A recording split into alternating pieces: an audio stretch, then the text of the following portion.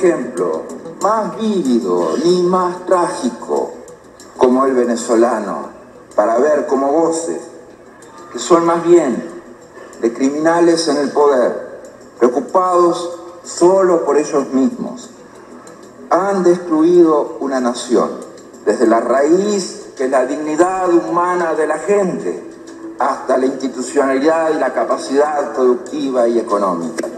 La simultaneidad del estado de crisis en todos los ámbitos posibles parecen ser la forma natural de la sociedad venezolana. Hay que tirar la dictadura, porque si no, el año que viene vamos a estar lamentando que hay 2 millones más de venezolanos que han tenido que abandonar el país.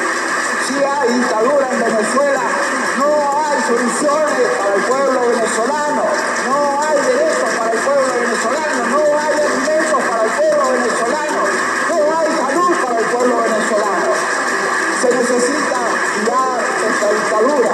Definitivamente no podemos ser permisivos y no podemos escatimar esfuerzos, ni podemos descartar ninguna medida para tirar abajo esta dictadura. Venezuela, otrora una de las sociedades más dinámicas de América del Sur, con una pujante y próspera población abierta al mundo. Un país en desarrollo, receptor de inmigrantes de Europa, el Medio Oriente, Asia y América Latina. Una sociedad preindustrializada, multicultural, donde la mezcla de razas tiene los índices más altos del mundo, ha sido acechada por un discurso violento, racista, clasista y lleno de odio, propiciado por el propio gobierno para enfrentar a su población. Dividirla y generar el caos mediante el enfrentamiento entre razas y clases. En vez de unir, la política del Estado es acabar con la población disidente, el genocidio y la diáspora.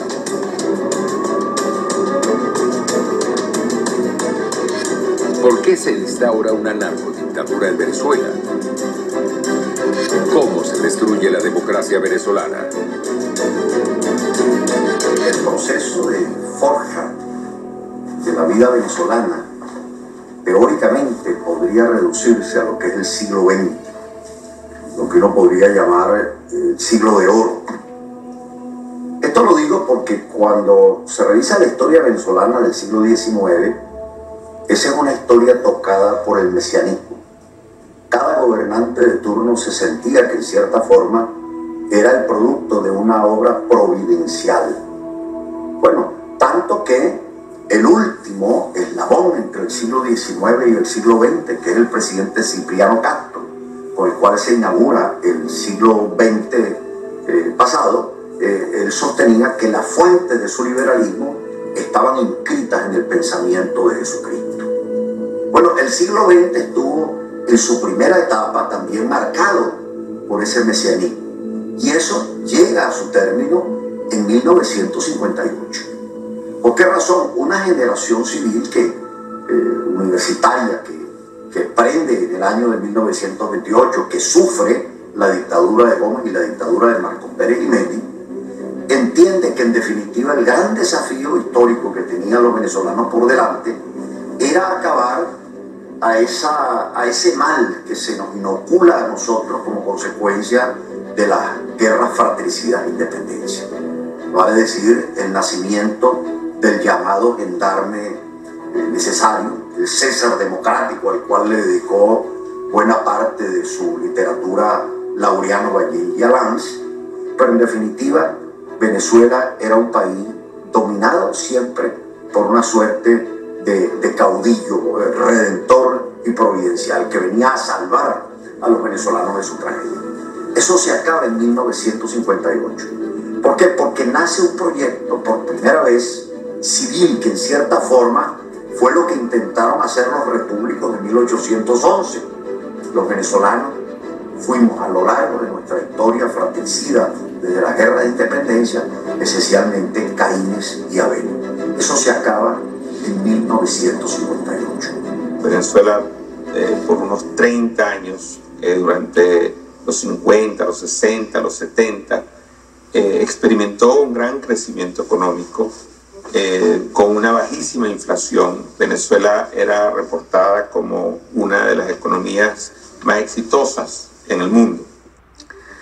Bueno, yo afortunadamente conozco Venezuela desde el principio de la democracia y estuve visitando el país periódicamente durante los 40 años de la democracia, y yo puedo dar testimonio de que esos 40 años son los mejores 40 años de la historia de ese país.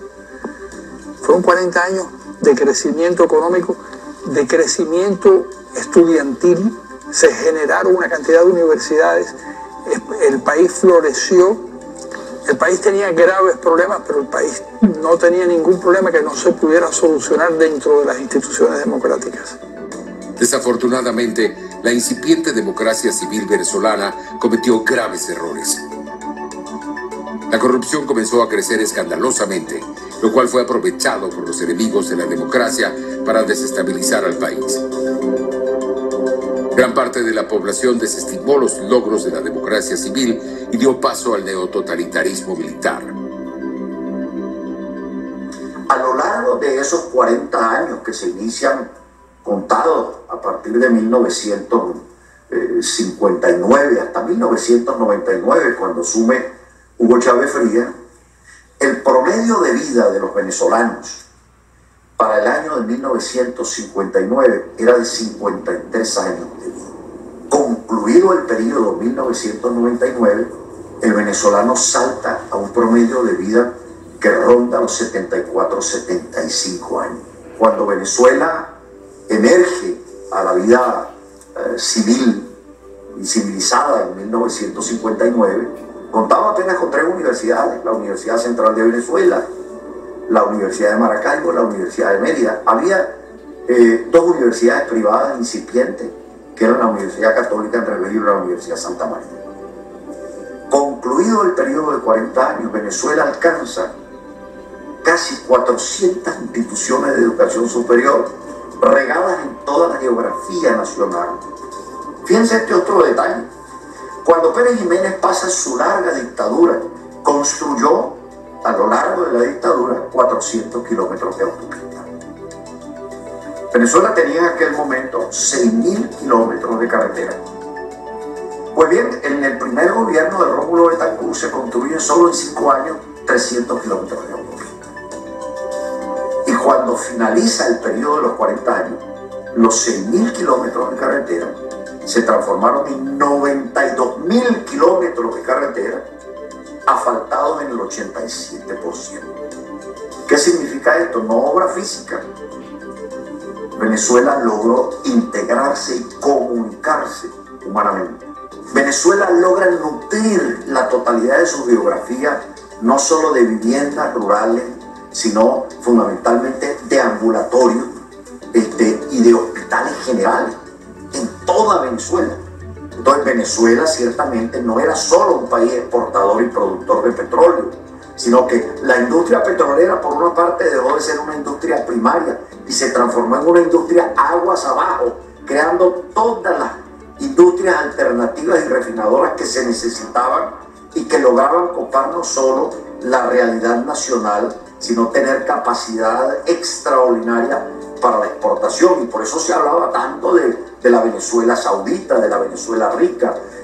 La producción de alimentos permitía en Venezuela la actividad agropecuaria, la producción de todos los insumos alimenticios, cubría casi el 75% de lo que era la demanda nacional. Esta Venezuela, que hoy en día es una Venezuela que no exporta ni siquiera aire, porque el aire está contaminado, y lo que está exportando a su masa poblacional que se formó, debería llamarnos a la reflexión. De 4 millones de venezolanos han sido obligados intencionalmente por el gobierno a abandonar su país, llevando a cabo un genocidio latente contra la población disidente, negándoles alimentos, medicinas, seguridad y servicios básicos.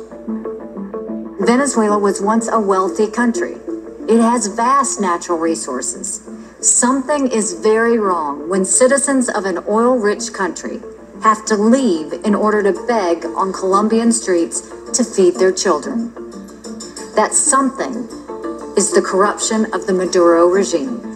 This is a man-made crisis, period. Los ingresos petroleros de Venezuela desde 1959 hasta 1999, durante los 40 años de la democracia civil, fueron de 427.393 millones de dólares. De 1999 hasta 2012, en solo 13 años, ingresó el triple de lo que se recibió en 40 años. Casi 1.300 millones de dólares. Destruyeron el país y dejan una deuda externa de más de 150.000 millones de dólares. Es el robo más grande que se haya hecho en la historia universal de las naciones. Se calcula un desfalco cercano a los 500.000 millones de dólares. Venezuela ha ido perdiendo toda su base industrial. Es así, por ejemplo, que cuando Hugo Chávez llega al poder en Venezuela, habían alrededor de 12.000 establecimientos industriales en Venezuela. Hoy no llegan a 4.000. Nosotros nunca habíamos experimentado una declinación de nuestra producción petrolera, por ejemplo, como la que hemos vivido en estos últimos años. Cuando Chávez llega al poder, Venezuela estaba produciendo alrededor de 3.400.000 barriles diarios de petróleo.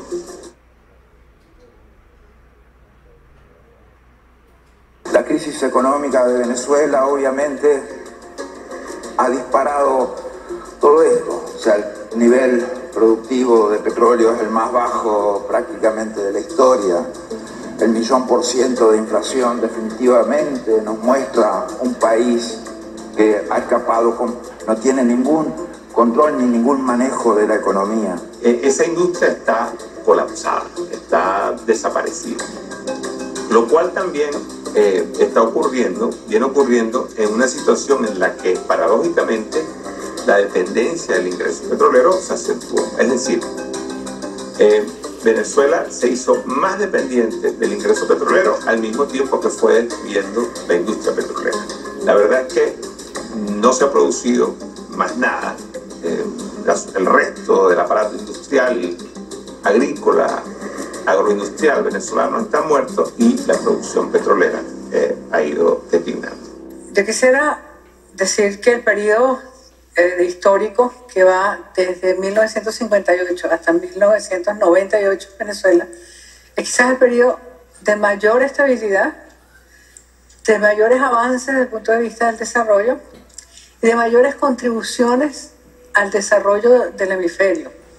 Porque Venezuela tuvo una democracia que no solamente sirvió los fines de crear una sociedad abierta y participativa dentro de su territorio, sino que fue gestor de muchísimos procesos de democratización en el continente y además también participó en procesos de paz, como el de Centroamérica notablemente, como el de la cesación de armas del M-19 en Colombia. Venezuela tiene una posición geopolítica muy importante. Es la boca del Caribe. Es el paso de acceso al encuentro entre el Pacífico y el Atlántico. Era, por lo tanto, un objetivo de dos intereses distintos, pero que al final encontraron manera de coordinarse.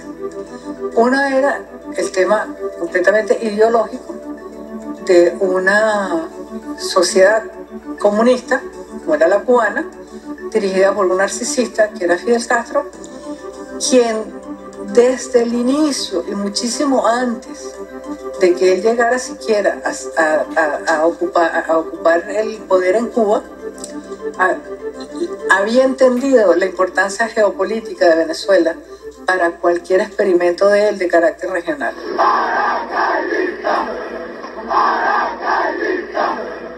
Una cantidad considerable de militares extranjeros se encuentra en el territorio venezolano. Esto es muy grave.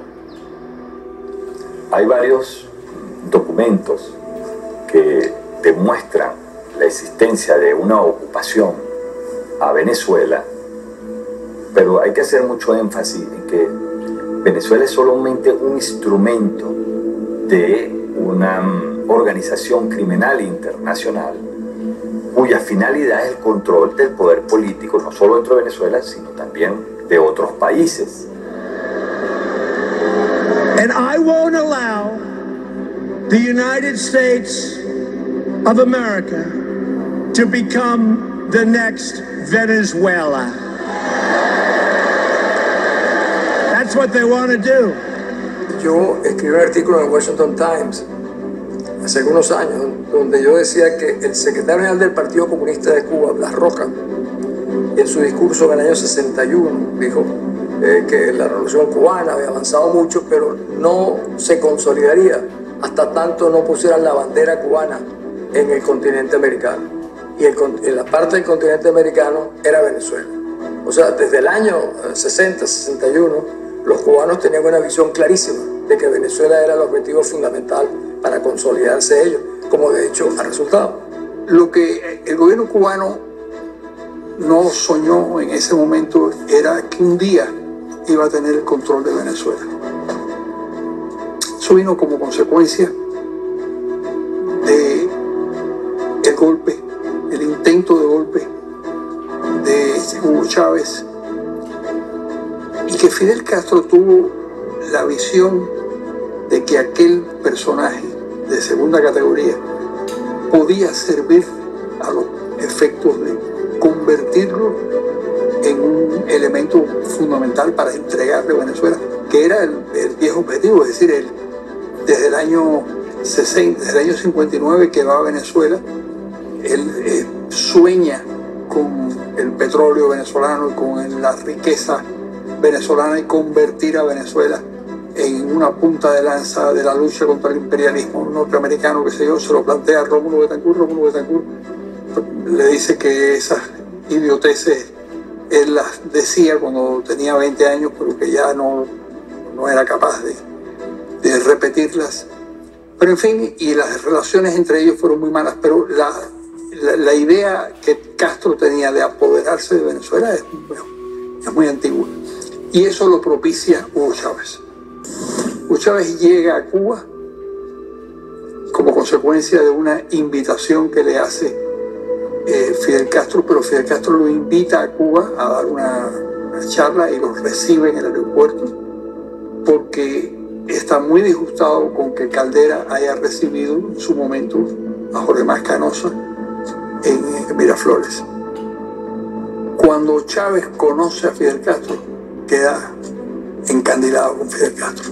Cuando Rómulo Betancourt entrega el poder en 1964, ese 13 de marzo, en ese discurso que él le dirige al Congreso de la República, él le dedica 2 párrafos a su relación con La Habana, a su relación con Cuba. Y dice algo realmente proverbial y premonitorio. Él decía: he enfrentado sin complacencia a la guerrilla armada que se instaló en Venezuela con el auxilio del señor Castro.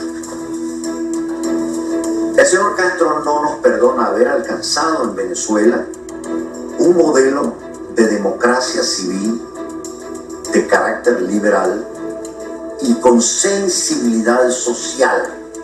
Pero él decía también esto: mientras Venezuela sea un país petrolero y mientras gobiernen los hermanos Castro en La Habana,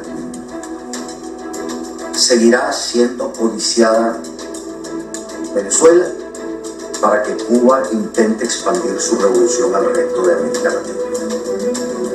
Bueno, pasaron del 64 al 74, al 84, al 94, al 99, 35 años para que ocurriese una suerte de fenómeno, y sin disparar un tiro como aquellos que dispararon contra la geografía venezolana los Castros cuando invadieron nuestro territorio por Coro y por el Estado Miranda,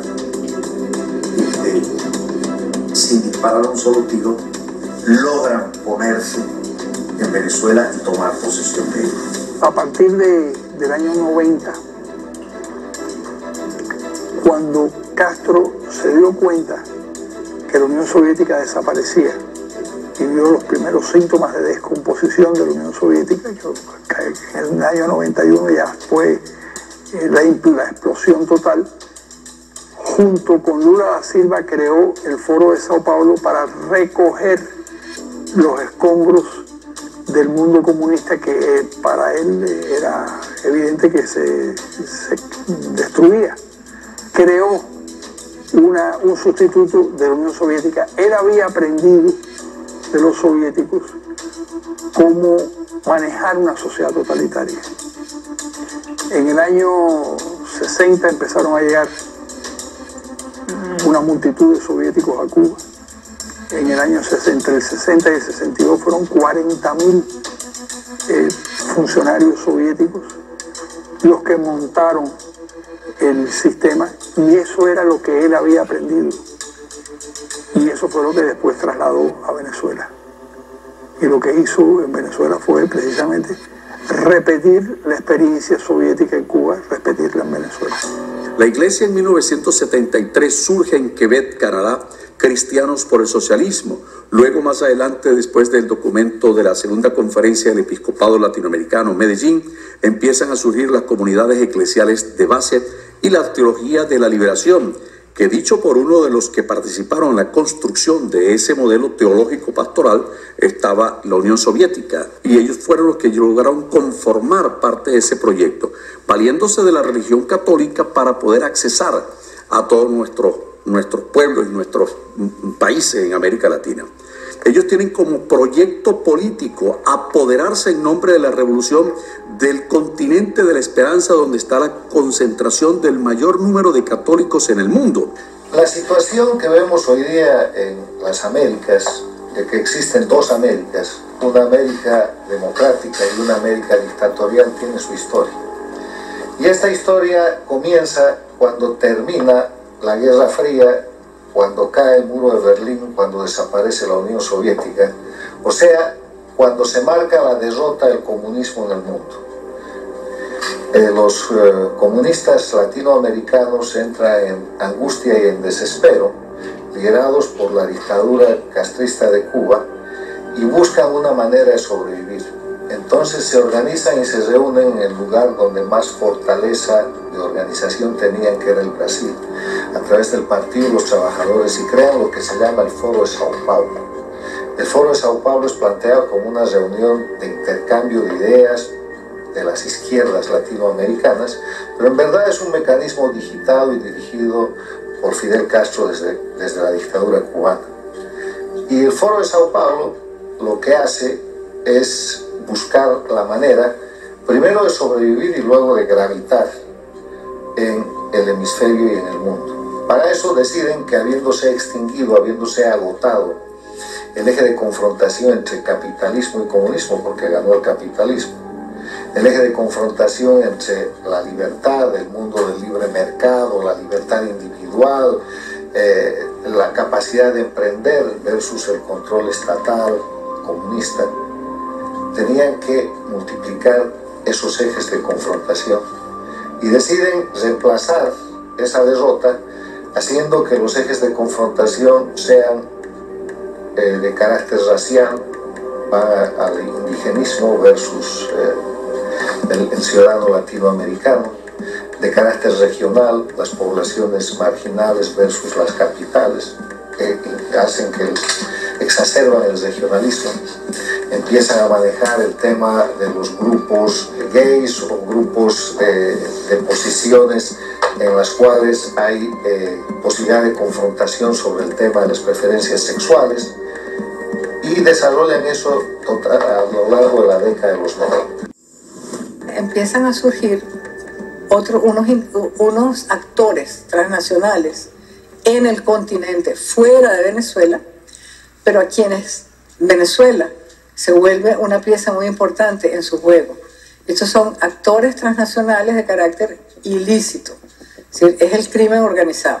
Eso está documentado en un libro que escribió la señora Aida Levy, que era la esposa del jefe de las mafias de la droga en Bolivia, un señor que se llama Roberto Suárez, y ella describe en su libro, que se llama El Rey de la Coca, cómo ella con su marido pararon en Cuba y tuvieron una reunión donde estaban Raúl Fidel Castro, Tony de la Guardia y Ochoa. Eso es lo que lleva a la muerte de esos dos, porque fueron los únicos testigos de ese acuerdo. Y ese acuerdo era permitirles que usaran a Cuba como trasvase para los alijos de droga, con una factura de $1 millón al día. Entonces tenemos, sobre todo en Venezuela, lo que yo diría que es una pócima de un veneno mortal, que es esta ideología totalitaria con el crimen organizado. Y el crimen organizado ha ido penetrando a Venezuela todos los días más y más, porque entonces se abre otra puerta. ¿Cuál es la otra puerta? Cuando Chávez piensa en su estrategia regional, sabe que Colombia es una pieza clave. Entonces él empieza a pensar en una manera de cómo debilitar a Colombia. Y la manera que él encuentra de debilitar a Colombia es haciendo él un pacto con la FARC. Y se trae a la FARC a Venezuela, les da refugio, y la FARC se viene a Venezuela con todo su ejercicio militar y su ejército, pero también con su negocio, que es el de la droga. Cuando se traen a la FARC a Venezuela, se trae el negocio tolerado y auspiciado por el gobierno. Entonces ese negocio empieza a penetrar el gobierno, así como surge el cártel de los soles, y así como poco a poco empiezan a penetrar las mafias. Mantiene una relación activa, aquí sí, constatable, verificable, de la cual yo soy testigo de excepción porque era el ministro del Interior, con la guerrilla colombiana. Tanto que su primera decisión en el momento en que asume como presidente electo es enviar emisarios a conversar con la FARC y con el ELN. De esta relación tiene conocimiento el señor Castro. Pero el señor Castro en aquel momento provoca, en esa visita que hace Chávez a La Habana, una reunión en el diario Granma en donde lo vincula, aquí sí en aquel momento, con los gobernantes de Libia y de Irak, con un compromiso: usar la industria petrolera venezolana para confrontar a los Estados Unidos. Siendo agosto de 1999, que eso está documentado, eso consta inclusive en el libro que Agustín Blanco Muñón escribe entrevistando al comandante Urdaneta Hernández, que fue miembro del grupo el 4 de febrero y luego el primer jefe de la policía política que designa Hugo Chávez. Y él cuenta lo que fue su renuncia. Él renuncia a la jefatura de la policía política porque Hugo Chávez, a través del jefe de inteligencia, fija una relación con la FARC, pactan documentalmente un acuerdo mediante el cual Venezuela se comprometía a suministrar insumos químicos de la industria petrolera para la producción de droga en Colombia. Recibir de Colombia a todos los que eran perseguidos por la política de seguridad democrática que se llevaba adelante, sobre todo durante el gobierno de Álvaro Uribe, y utilizar el territorio venezolano como aliviadero. No permitírsele a la guerrilla, obviamente, formar a guerrilleros venezolanos sin autorización del gobierno. En cuarto lugar, el gobierno se comprometía a proveerle de insumos médicos y crear bancos de los pobres que permitiesen, en este caso, obviamente, el lavado de los dineros procedentes de la actividad criminal y transnacional del narcotráfico. Yo me entero, y lo voy a decir muy responsablemente, por medio de un maestro de obra o albañil que trabajó conmigo cuando yo fui alcalde, y me hizo llegar que él estaba trabajando en unos túneles o unos cuartos en el subsuelo de 4x4, donde metían dólares y drogas. Y varias fincas. Hugo Carvajal compró fincas cerquitas de Punta de Mata, compró fincas por la vía de la Santa Bárbara, en el sur del estado, pistas que tienen pistas de aterrizaje.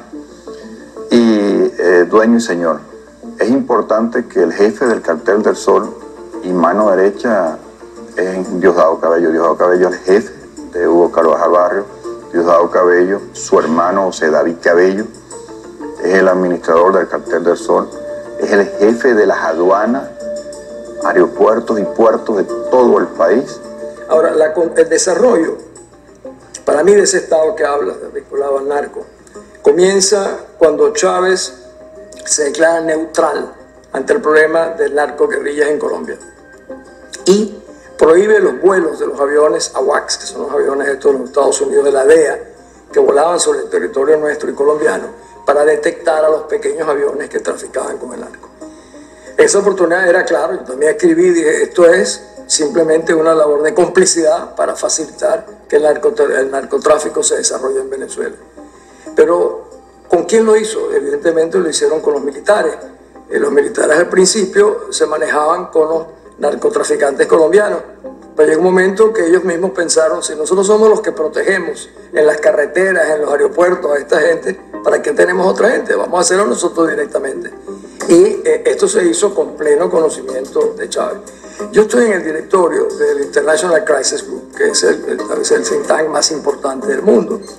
Y ahí el informe hace unos 10 años decía que era imposible que Chávez no supiera y que el régimen no supiera exactamente la dimensión, la profundidad de cómo el narcotráfico se iba apoderando no solo del país, se iba apoderando realmente del Estado venezolano, como hoy en día, que uno ve la transformación, ha sido convertida en un narcoestado. Eso es algo que no tiene precedentes en ningún lugar del mundo. Yo ponía un ejemplo otro día en las Naciones Unidas y yo decía, el Chapo Guzmán nunca fue presidente de México, ni presidente del Tribunal Supremo de Justicia, o vicepresidente. Pablo Escobar nunca fue presidente de Colombia, tampoco fue ministro de la Defensa. Pero en Venezuela, los equivalentes al Chapo Escobar y al Pablo Escobar están en el gobierno. Está Maduro, está el Chapo Cabello, está Padrino, está el Michael Moreno, o sea, los mismos personajes horribles que en sus países no lograron escalar esa posición, en Venezuela están instalados en posición del poder. Este es el más... mira, yo he estado en conflictos internacionales en Somalia, en Ruanda, medio mundo. Nunca he visto nada parecido como desafío ante lo que tenemos por delante de un narcoestado militarizado, porque en Arizona se han apropiado del control de las Fuerzas Armadas. Y para peor aún, lo han hecho con el control de Cuba, que nos ha colonizado. Esto hace de la salida de Venezuela uno de los escenarios más complejos que yo he visto en mi vida. Cuba está exportando descaradamente su mecánica operativa de represión en el continente. Durante muchos años, miles de cubanos han actuado en Venezuela, muchos de ellos como funcionarios de inteligencia. Se estima que por lo menos 22.000 cubanos se infiltraron en el régimen venezolano. Ocupan cargos importantes en varios organismos gubernamentales de Venezuela y especialmente en los servicios de seguridad e inteligencia nacional o el SEBIN, el principal aparato de lucha contra el supuesto enemigo interno, el cual se refiere simplemente a los ciudadanos que reclaman sus derechos humanos y políticos básicos. Los cubanos están trabajando arduamente para mantener el régimen de Maduro en el poder. En un momento en el que los venezolanos están viviendo la mayor crisis humanitaria que este continente haya sufrido en el lapso de nuestras vidas, una escasez de alimentos y medicamentos sin precedentes, Maduro continúa enviando millones de barriles de petróleo crudo subsidiados a sus jefes políticos en Cuba, en lugar de utilizar esos recursos para alimentar a su población. Estamos hablando del crimen organizado en el poder. Grupos criminales de todas partes del mundo que se han instalado en Venezuela, con el consentimiento, la complicidad y la integración del régimen de Maduro, civiles y militares. Estamos hablando de carteles del narcotráfico, guerrilla colombiana, grupos que hacen contrabando de oro, coltán, armas e incluso actividades del terrorismo islámico como Hezbollah, operando en conjunto en Venezuela. Diosdado Cabello has often been called the second most powerful man in Venezuela. He has moved in the highest levels of the Venezuelan government and military for 2 decades. Cabello was most recently the first vice president of the United Socialist Party of Venezuela, Maduro's party. He is also a thief and a drug dealer. Si algo demuestra cuál es la naturaleza de este régimen es cómo convirtieron la violencia, el hambre, la ignorancia, el miedo y la discriminación en políticas de Estado. Los venezolanos, y esto es lo triste, y tenemos que